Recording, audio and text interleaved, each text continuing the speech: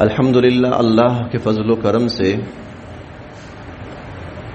عید الاضحیٰ اور قربانی کی عبادت اہل ایمان ادا کر چکے ہیں،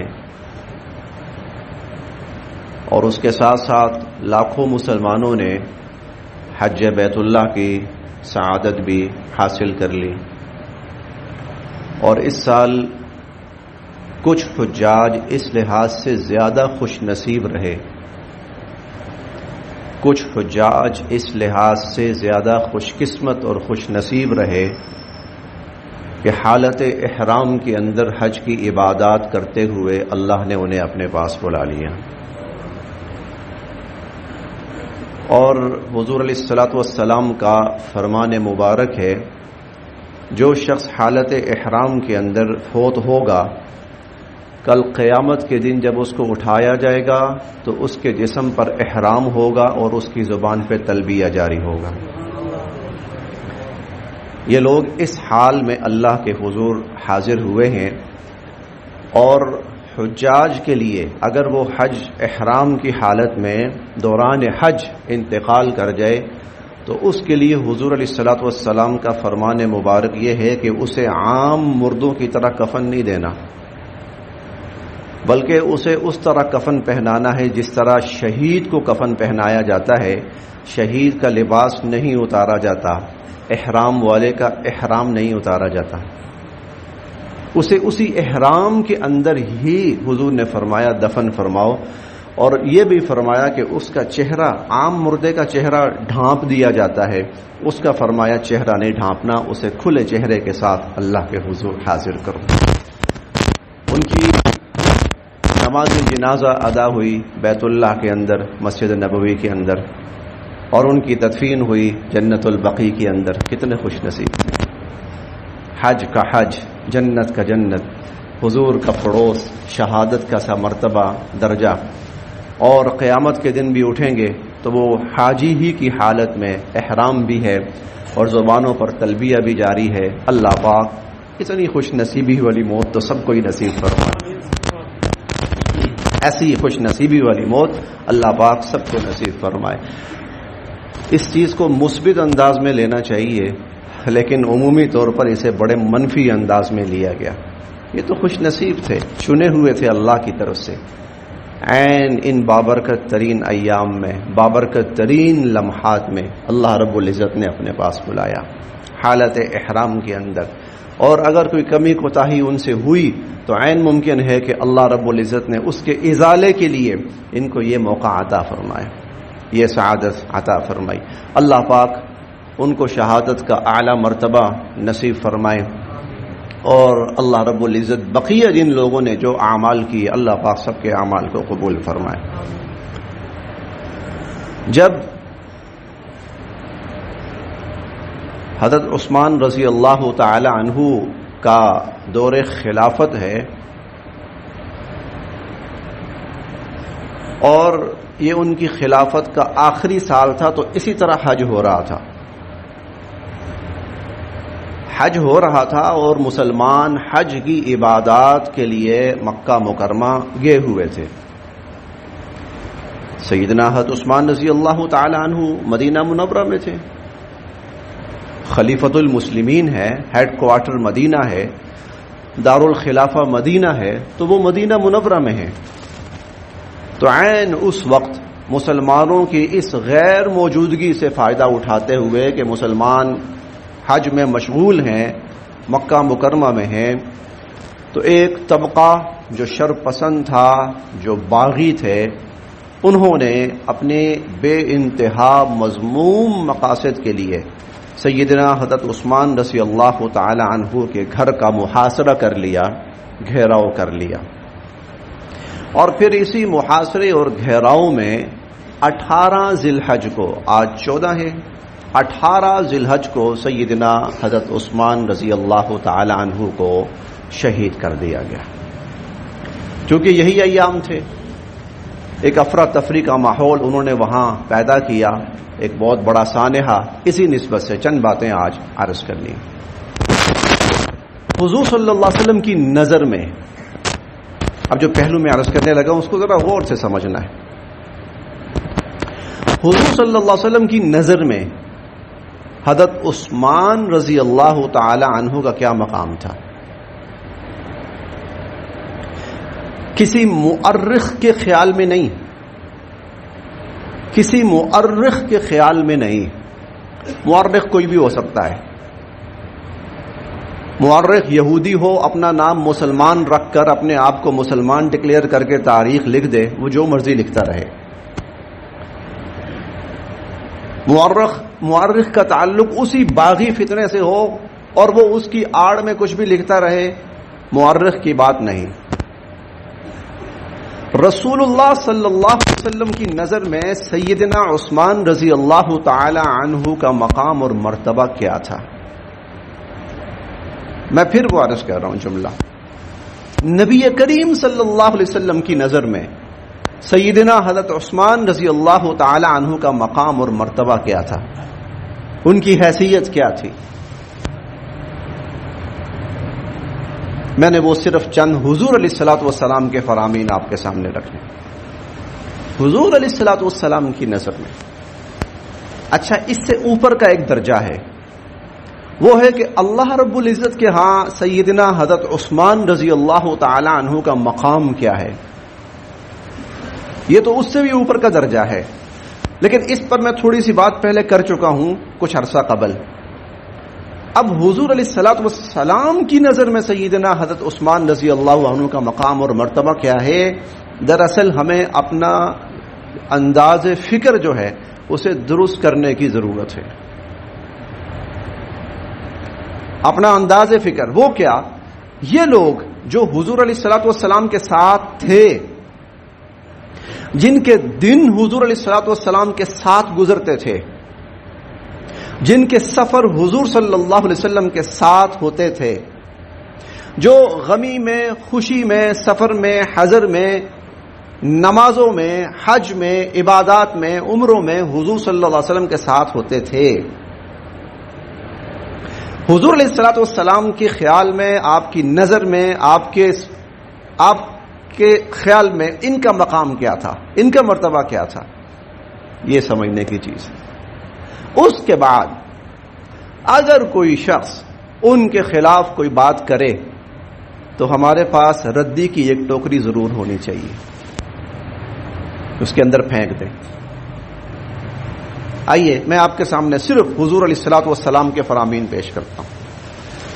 کوئی مفسر کیا کہتا ہے، کوئی مؤرخ کیا کہتا ہے، کوئی خطیب کیا کہتا ہے، کوئی ذاکر کیا کہتا ہے، کوئی یوٹیوبر کیا کہتا ہے، وہ ایک طرف۔ حضور علیہ الصلوۃ والسلام کے الفاظ مبارکہ میں، آپ کے فرامین مبارکہ میں، آپ کی نظر میں یہ کس مقام پر تھے؟ بسم اللہ الرحمن الرحیم۔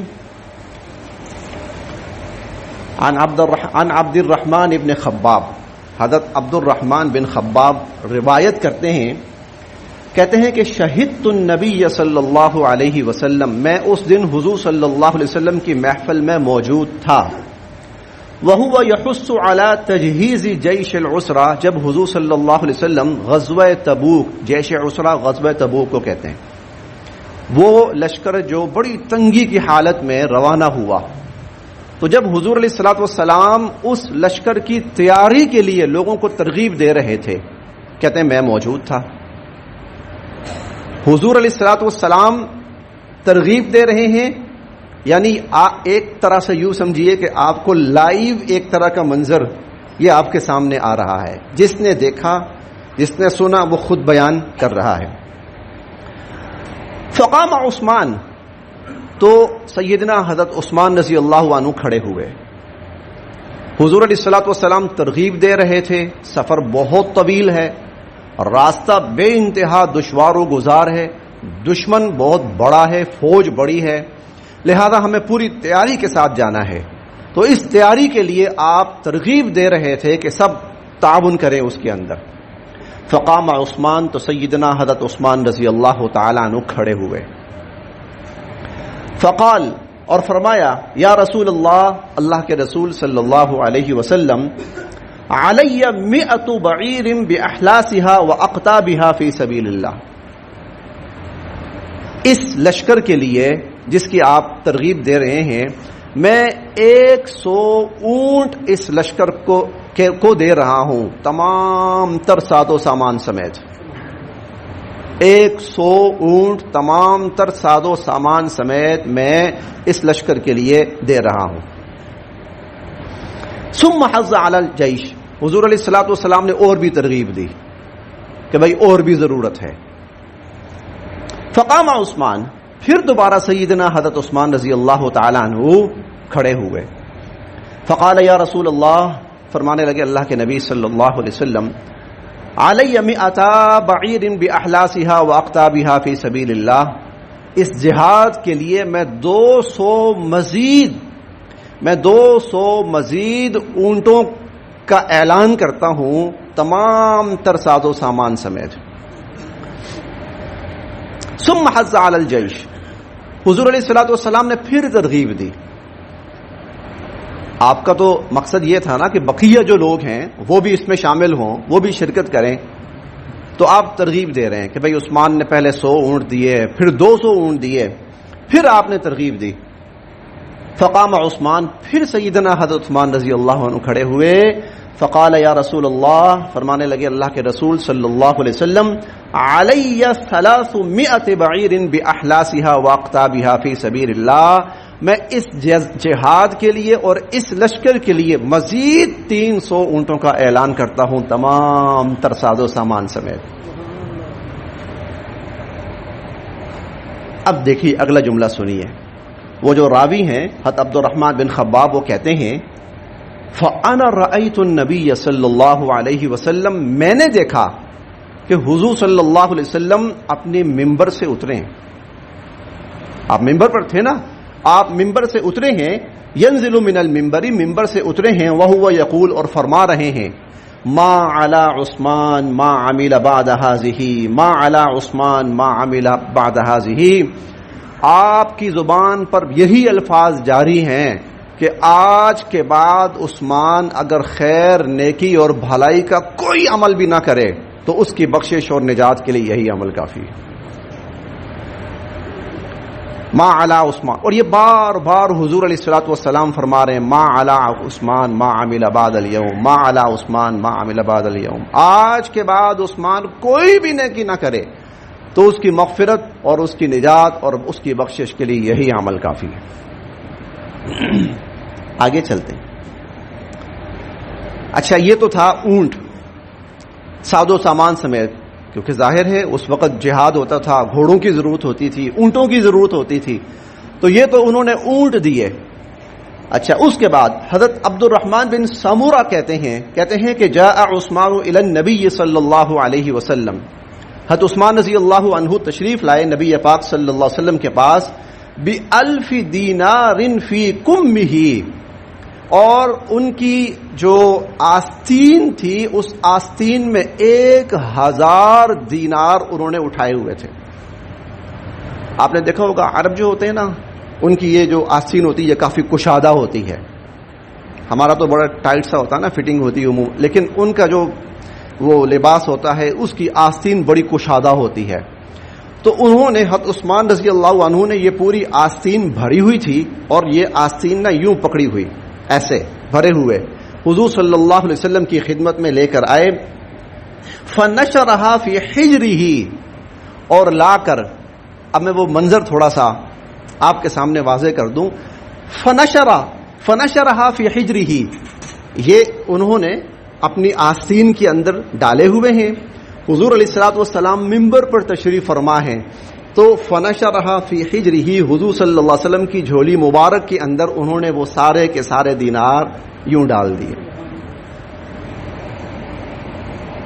فرأیتہ، کہتے ہیں کہ میں نے حضور صلی اللہ علیہ وسلم کو دیکھا، میں نے حضور علیہ الصلوۃ والسلام کو دیکھا، یقلبها فی حجرہ، کہ حضور صلی اللہ علیہ وسلم اپنی جھولی کے اندر ان کو یوں الٹا پلٹا رہے ہیں، یوں ان کو. آج تو بھائی وہ نوٹ ہوتا ہے نا، آج تو 1000 کا نوٹ اگر ہو تو وہ تو کوئی حیثیت ہی نہیں رکھے گا نا. حیثیت سے مراد یہ ہے کہ کوئی اتنی جگہ نہیں لے گا. لیکن اس وقت سکے ہوتے تھے، اس وقت نوٹ نہیں ہوتے تھے. سکے ہوتے تھے، اور 1 دینار کا سکہ اور 2 دینار کا سکہ اور آدھے دینار کا سکہ، تو وہ جھولی بھر جاتی، 1000 سے جھولی بھر جاتی. تو یقلبها فی حجرہ، حضور صلی اللہ علیہ وسلم ان دیناروں کو یوں الٹا رہے ہیں اور پلٹ رہے ہیں بار بار. وَيَقُولُ، اور یہ فرما رہے ہیں، مَا ضَرَّ عثمان مَا عَمِلَ بَعْدَ الْيَوْمِ مَرَّتَيْن، اور آپ نے 2 مرتبہ فرمایا آج کے بعد عثمان کوئی نیکی کا عمل نہ کرے، کوئی خیر کا عمل نہ کرے، اس کی بخشش اور نجات کے لیے یہی کافی.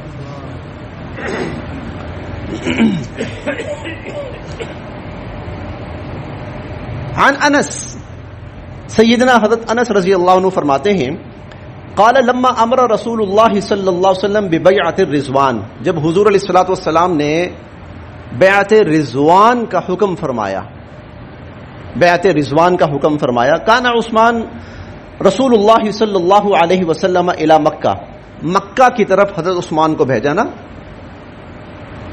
کفار نے کہا ہم عمرہ نہیں کرنے دیں گے. آپ نے حضرت عثمان سے فرمایا عثمان جاؤ اور جا کر ان سے بات کرو. تو بیعت رضوان کے موقع پر حضرت عثمان کو بھیجا حضور صلی اللہ علیہ وسلم نے مکہ والوں کی طرف. فقال رسول اللہ صلی اللہ علیہ وسلم، تو حضور علیہ الصلوۃ والسلام نے فرمایا، ان عثمان فی حاجت اللہ و حاجت رسولہ، آج عثمان اللہ اور اللہ کے رسول کے کام سے گیا ہے. آج عثمان اللہ اور اللہ کے رسول کے کام سے گیا ہے، وہ اس وقت اللہ کے کام میں ہے اور اللہ کے رسول کے کام میں گیا ہے. فضرب بإحدى يديه على الأخرى، حضور علیہ الصلوۃ والسلام نے اپنا ایک ہاتھ دوسرے ہاتھ پر رکھا، اور فکانت ید رسول اللہ صلی اللہ علیہ وسلم لعثمان خیرا من ایدیہم لانفسہم، اور آپ نے فرمایا یہ عثمان کا ہاتھ ہے. وہ جب بیعت لی آپ نے فرمایا یہ عثمان کا ہاتھ ہے، میں عثمان کی طرف سے اس بیعت میں اس کو بھی شامل کر رہا ہوں. صحابہ کرام کہتے ہیں، یہ جو آخری جملہ ہے، کہتے ہیں کہ فکانت ید رسول اللہ صلی اللہ علیہ وسلم لعثمان، اپنے ہاتھ کو جو عثمان کا ہاتھ قرار دیا حضور نے، تو حضرت عثمان کا ہاتھ ہم سب کے ہاتھوں سے بہتر تھا. ہم سب کے ہاتھوں سے عثمان کا ہاتھ بہتر تھا، کیونکہ رسول اللہ صلی اللہ علیہ وسلم اپنے ہاتھ کو فرما رہے ہیں یہ عثمان کا ہاتھ ہے.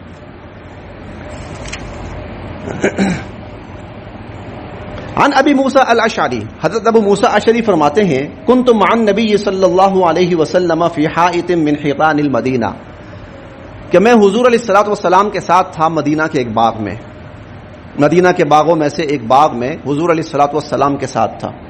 فجاء رجل، کوئی صاحب آئے، فاستفتح، اور انہوں نے اندر آنے کی اجازت طلب کی.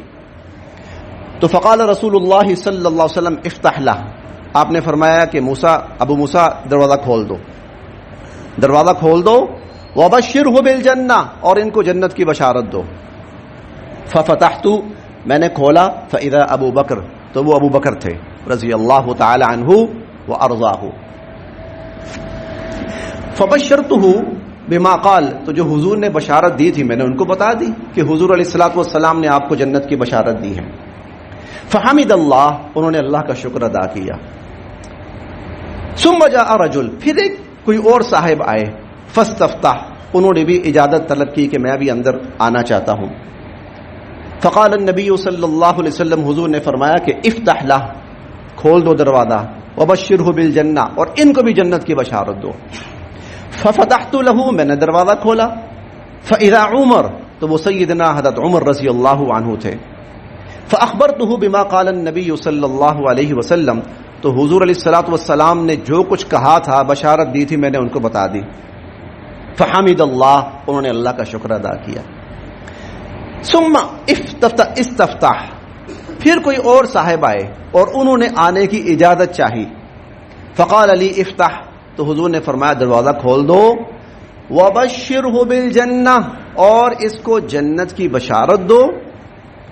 علی بلوى تصیبہ، ہاں ساتھ اسے یہ بھی بتاؤ کہ تمہارے اوپر ایک تکلیف بھی آئے گی بہت بڑی، ایک بہت بڑی آزمائش بھی آئے گی، اس کو جنت کی بشارت دو، اس کو جنت کی بشارت دو. اور اسے ساتھ یہ بھی کہو تمہارے اوپر ایک تکلیف اور ایک آزمائش بھی آئے گی. کہتے ہیں میں نے دروازہ کھولا، فاذا عثمان، تو وہ سیدنا حضرت عثمان رضی اللہ تعالیٰ عنہ تھے. جنت کی بشارت مل چکی، جنت کی بشارت مل چکی سیدنا حضرت عثمان رضی اللہ عنہ.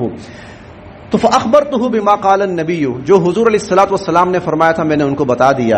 فحمد اللہ، انہوں نے اللہ کی تعریف بیان کی، اللہ کا شکر ادا کیا. ثم قال، اور پھر کہا اللہ المستعان، جو آزمائش آئے گی میں اللہ ہی سے مدد چاہتا ہوں، میں اللہ ہی سے. اللہ کے نبی جنت کی بشارتیں دے رہے ہیں ان کو، اور آنے والی مصیبتوں پر آزمائش کے اوپر صبر کی تلقین فرما رہے ہیں. جی حضور علیہ الصلوۃ والسلام نے صبر کی تلقین فرمائی تھی، میں آپ کو بھی بتاتا ہوں.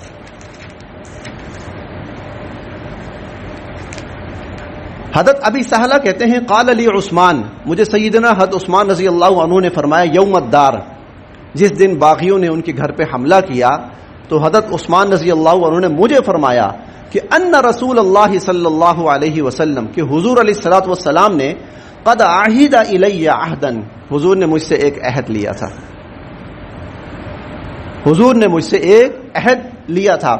فانا صابر علیہ، اور میں اس عہد کے اوپر صبر کروں گا، میں اس عہد پر صبر کروں گا. آپ نے فرمایا کہ صبر کرنا ہے، تو حضور نے عہد لیا تھا کہ صبر کرنا، تو میں صبر کروں گا. جنت کی بشارت دے رہے ہیں، مصیبت کے آنے پر، آزمائش کے آنے پر صبر کی تلقین کر رہے ہیں نبی کریم صلی اللہ علیہ وسلم. آگے چلتے ہیں، میں اپنی بات زیادہ نہیں کر رہا، صرف حضور علیہ الصلوۃ والسلام کے فرامین یا جو صحابہ کرام نے جو دیکھا. یہ ایک طویل حدیث ہے، جب ان کو شہید کیا گیا اس وقت کا واقعہ، یہ سنیے، بس اس پر اپنی بات آج کی مکمل کرتے ہیں. حضرت سمامہ بن حزم القشیری کہتے ہیں قال شہدت، یہ روایت ترمذی کی بھی ہے، نسائی کی، جتنی میں نے روایات سنائی ہیں نا آپ کو، یہ سب سے ستہ کی ہیں، مستند روایات ہر اعتبار سے. بلکہ میں اس کے ساتھ ساتھ ایک بات اور بھی عرض کر دوں، حضور علیہ الصلوۃ والسلام نے فرمایا تھا کہ ان لکل نبی رفیق، ہر نبی کا ایک رفیق ہوتا ہے، ہر نبی کا ایک رفیق ہوتا ہے. اور آپ نے فرمایا کہ وہ رفیقی فی الجنت عثمان، جنت میں میرا رفیق عثمان ہوگا. رفیق کسے کہتے ہیں؟ دیکھیں ہم اردو میں ایک لفظ استعمال کرتے ہیں، یہ عربی کا ہے لیکن اردو میں استعمال کرتے ہیں، رفاقت. مجھے فلاں کی رفاقت میسر رہی. اور ایک دعا ہم مانگتے ہیں، عربی کی دعا ہے، اے اللہ جنت میں حضور کی مرافقت نصیب فرما. مرافقت، رفقت، رفاقت، رفیق، اس کا مطلب یہ ہے کہ وہ جو ہمہ وقت ساتھ رہنے والا ہے، سفر میں، حضر میں، غمی میں، خوشی میں ہمیشہ ساتھ رہنے والا. حضور نے فرمایا جنت میں ہمیشہ میرے ساتھ عثمان رہے گا. وَرَفِيقِي فِي الْجَنَّةِ عثمان، جنت میں عثمان میرا رفیق ہمہ وقت میرے ساتھ رہنے والا ہوگا. جی رفیق رفاقت سے ہے، جو ساتھ رہنے والا ہوتا ہے. آپ نے فرمایا جنت میں میرے ساتھ رفیق عثمان میرے ساتھ ساتھ ہوگا. یہ وہ عزت، احترام، منقبت، فضیلت ہے. میں جنت کی بات کر رہا ہوں، دنیا کی نہیں. کچھ بدبخت ملعون کہتے ہیں کہ حضور علیہ الصلوۃ والسلام کے دنیا سے جانے کے بعد یہ لوگ ایمان چھوڑ گئے تھے. تو یہ تو حضور جنت کی بات کر رہے ہیں، تو ہر وقت میرے ساتھ ہوگا. وہ لوگ جو ایمان چھوڑ جائیں، کیا وہ جنت میں حضور کے ساتھ ہوں گے؟ وہ تو جنت میں بھی نہیں ہوں گے، حضور کے ساتھ تو دور کی بات ہے. لیکن آپ فرما رہے ہیں جنت میں جو میرے ساتھ ساتھ ہوگا. ابو بکر رضی اللہ عنہ کے بارے میں نہیں فرمایا، عثمان رضی اللہ عنہ کے بارے میں نہیں فرمایا، حضرت عمر رضی اللہ عنہ کے بارے میں نہیں فرمایا، حضرت علی رضی اللہ عنہ کے بارے میں نہیں فرمایا، عبد الرحمن ابن عوف، حضرت زید، حضرت طلحہ، ہاں، اور سعد بن ابی وقاص، ان کے بارے میں نہیں فرمایا، عثمان کے بارے میں فرمایا. رفیقی فی الجنت عثمان، عثمان جنت میں میرے رفیق ہوں گے، ان کو میری رفاقت نصیب ہوگی. وہ اکثر اوقات میرے ساتھ ساتھ رہا کریں گے. میں کہیں نکلا ہوں عثمان میرے ساتھ ہیں، میں کہیں جا رہا ہوں عثمان میرے ساتھ ہیں. اللہ کے نبی کہاں؟ مدینہ میں؟ نہیں. مکہ میں؟ نہیں. تبوک میں؟ نہیں. کہاں؟ جنت میں. اور جنت میں کب تک رہنا ہے حضور نے؟ ہمیشہ، ہمیشہ جنت میں. تو حضرت عثمان کی رفاقت بھی ہمیشہ جنت میں حضور کے ساتھ. حضرت عثمان رضی اللہ عنہ کی رفاقت بھی ہمیشہ جنت میں حضور علیہ الصلوۃ والسلام کے ساتھ. دیکھتے ہیں یہ قال شہدت الدار حين اشرف علیہم. عثمان کہتے ہیں جب لوگوں نے حضرت عثمان پہ حملہ کیا نا تو میں اس دن ان کے ساتھ تھا. فقال حضرت عثمان رضی اللہ عنہ نے باغیوں سے بات چیت کی, ان سے خطاب کیا, ان سے مخاطب ہوئے اور کہنے لگے کہ انشدکم اللہ والاسلام, میں تمہیں اللہ اور اسلام کا واسطہ دے کے یہ پوچھتا ہوں, هل تعلمون, کیا تم جانتے ہو, ان رسول اللہ صلی اللہ علیہ وسلم قدم المدینہ, حضور علیہ الصلوۃ والسلام مدینہ منورہ تشریف لائے, ولیس بها ماء یستعذب غیر بئر روما, تو بئر روما کے علاوہ, روما کا جو کنواں تھا اس کے علاوہ کوئی میٹھے پانی کا انتظام نہیں تھا. فقال, تو حضور علیہ الصلوۃ والسلام نے فرمایا, من یشتری بئر روما, جو آدمی بئر روما خریدے, یجعل دلوہ مع دلاء المسلمین, اور اسے مسلمانوں کے لیے وقف کر دے کہ جو مسلمان چاہے اس میں سے پانی پیے, کیونکہ بئر روما یہودی کا تھا اور وہ پانی بیچتا تھا, پیسے لاؤ, اور پیسے ہوتے نہیں تھے, مالی کیفیت مسلمانوں کی اتنی زیادہ مستحکم نہیں تھی, تو وہ پانی کی شدید قلت تھی. اب بئر روما ہے, پانی ہے, وہ یہودی کا ہے, یہودی اس کا مالک ہے, پانی کی قلت ہے, تو آپ نے فرمایا اگر کوئی اس سے بئر روما خریدے, اور وہ حدیث الگ ہے, من یشتری بئر روما فلہ الجنہ, جو اس بئر روما کو خرید کر مسلمانوں کے لیے وقف کرے میں اسے جنت کی بشارت دیتا ہوں.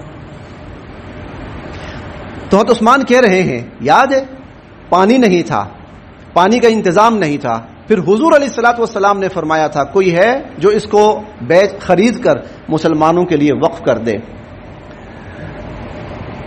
فاشتریتها من صلب مالی, کہتے ہیں میں نے اپنے ذاتی مال سے خریدا,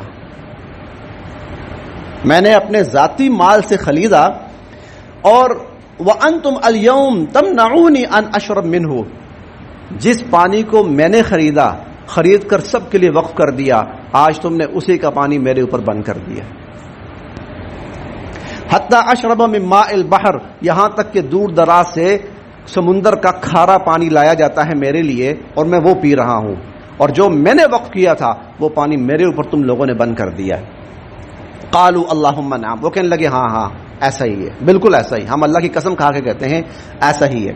فقال, پھر فرمایا, انشدکم اللہ والاسلام, میں تمہیں اللہ اور اسلام کا واسطہ دے کر پوچھتا ہوں, هل تعلمون ان المسجد ضاق باہلہ, تم جانتے ہو نا یہ مسجد نبوی تنگ ہو گئی تھی, لوگوں کی تعداد بڑھ گئی تھی, تو مسجد کم پڑ گئی تھی, تھوڑی پڑ گئی تھی. فقال رسول اللہ صلی اللہ علیہ وسلم, تو حضور علیہ الصلوۃ والسلام نے فرمایا تھا, من یشتری بقعۃ آل فلان فیزیدھا فی المسجد, کوئی ہے جو یہ 7 والا پلاٹ خریدے اور خرید کر اس کو مسجد کے ساتھ شامل کر دے. کوئی تم میں سے یہ فلاں بالکل مسجد کے ساتھ لگ رہی ہے جگہ, قطع ہے, ٹکڑا ہے زمین کا, اس کو اگر خرید کر مسجد نبوی کے ساتھ شامل کر دے, بخیر لہ منہا فی الجنہ, اللہ اسے جنت میں اس سے بہترین جگہ عطا فرمائیں گے. فاشتریتها من صلب مالی, میں نے اپنے ذاتی مال سے وہ زمین کا ٹکڑا خریدا. وانتم اليوم تمنعونی ان اصلی فیہا رکعتین, اور آج یہ حال ہے کہ تم مجھے روک رہے ہو کہ میں یہاں نماز نہیں پڑھ سکتا, تم مجھے روک رہے ہو. فقالوا, وہ کہنے لگے اللہم نعم, ہاں ہم اللہ کی قسم کھا کے کہتے ہیں ایسا ہی ہے.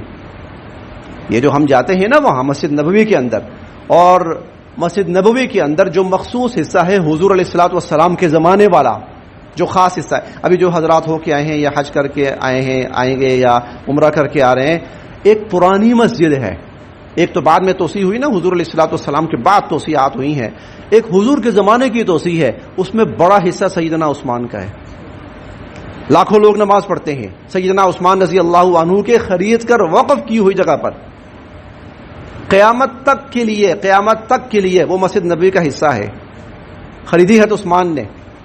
وہاں پر کھڑے ہو کر ہم بھی نماز پڑھ کے آئے, سب آپ بھی پڑھتے ہیں اور بھی پڑھیں گے, ثواب حضرت عثمان کو پہنچتا رہے گا. فقالوا, کہنے لگے اللہم نعم. قال پھر فرمایا انشدکم اللہ والاسلام، میں تمہیں اللہ اور اسلام کا واسطہ دے کے پوچھتا ہوں، هل تعلمون انی جہزت جیش العسرہ من مالی، میں ہی تھا نا جس نے وہ جو غزوہ تبوک کے لیے لشکر گیا تھا بے انتہا تنگی کے اندر، اس کے لیے میں نے ساز و سامان فراہم کیا تھا، جانتے ہو تم؟ فقالوا اللہم نعم، کہنے لگے کہ اللہ کی قسم کھاتے ہیں ایسا ہی ہے۔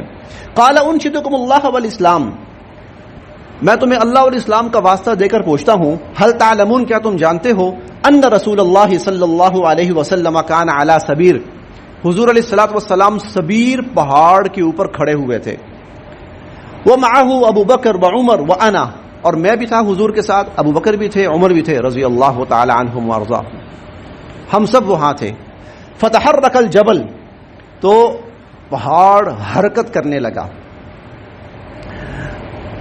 حتی تساقط حجارتہ، یہاں تک کہ اس کے جو پتھر تھے وہ گرنے شروع ہو گئے، اتنی اس کے اندر زلزلے کسی کیفیت پیدا ہوئی۔ فرکسہ برجلہ، حضور علیہ الصلوۃ والسلام نے اپنا پاؤں مبارک اس کے اوپر مارا، اور فقال اسکن سبیر، آپ نے فرمایا اے سبیر رک جا، ٹھہر جا، فانما علیک نبی وصدیق وشہیدان، تیرے اوپر اللہ کا ایک نبی کھڑا ہے، ایک صدیق کھڑا ہے ابو بکر، اور 2 شہید کھڑے ہیں، عمر و عثمان رضی اللہ عنہما کھڑے ہیں تیرے اوپر، ٹھہر جا، نہ کپ کپا، نہ حرکت کر۔ تو میں تمہیں اللہ اور اسلام کا واسطہ دے کے پوچھتا ہوں، یہ تھا؟ قالوا، وہ کہنے لگے اللہم نعم، ہاں اللہ کی قسم ایسا ہی تھا۔ ثم قال، تو پھر حضرت عثمان رضی اللہ عنہ کہنے لگے اللہ اکبر، اشہد ورب الکعبہ انی شہید ثلاثہ، 3 دفعہ انہوں نے کہا اللہ کے رب کعبہ کی قسم کھا کے کہتا ہوں میں کہ مجھے حضور کا یہ فرمان یاد ہے کہ میں اب شہید کر دیا جاؤں گا، مجھے حضور کا یہ فرمان یاد ہے، کیونکہ یہ سارے فرامین تم اس چیز کے قائل ہو اور اس کی گواہی دے رہے ہو کہ ایسا ہی تھا، تو بالکل بعین ہی حضور علیہ الصلوۃ والسلام نے مجھے بشارت دی تھی کہ میں شہید کر دیا جاؤں گا۔ 3 دفعہ انہوں نے کہا میں اللہ کی قسم کھا کے کہتا ہوں کہ میں شہید کر دیا جاؤں گا۔ یہ حضور علیہ الصلوۃ والسلام کے فرامین مبارکہ کی روشنی میں سیدنا عثمان رضی اللہ عنہ کا مختصر سا تذکرہ کیا، جنت میں حضور کے ساتھ، دنیا میں اپنا مال حضور کے قدموں پہ نشاور کیا، جب حضور نے فرمایا اپنی زندگی بھی دی، مال بھی دیا، اور اس کے ساتھ ساتھ جب وقت آیا تو جان بھی دے دی، مال بھی دیا، وقت بھی دیا، جان بھی دے دی۔ سیدنا عثمان رضی اللہ تعالیٰ عنہ نے صرف ایک جملہ آخری عرض کرنا ہے، حضور علیہ الصلوۃ والسلام نے 2 بیٹیاں ان کے نکاح میں دی، دوسری کا بھی انتقال ہو گیا، جب دوسری کا بھی انتقال ہو گیا تو حضور علیہ الصلوۃ والسلام نے ایک جملہ ارشاد فرمایا، صرف وہ ایک جملہ، آپ نے فرمایا کہ لو کان لی ثالثہ،